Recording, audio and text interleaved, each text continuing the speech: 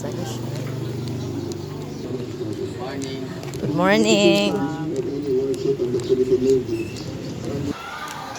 Hello mga sunshine.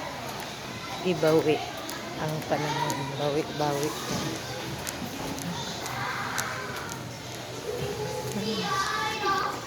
Walking ko. Bye mga sunshine. Thank you and God bless. Hello everyone. Good morning. Sige na paning kamot. Buyers. Hello mga kasunshine ulit.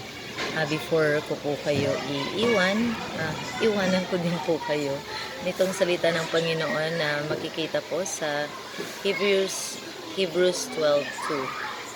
But it says here, let us fix our eyes on Jesus, the author and the perfecter of our faith. So focus lang po tayo kay God. Kahit gaano man ka hirap ng buhay, no? Kahit mang pinagdaanan ngayon. But let's always be grateful and huwag mawindang. Focus lang. Be still and know that He is our God. Thank you and God bless mga ka-sunshine. Bye!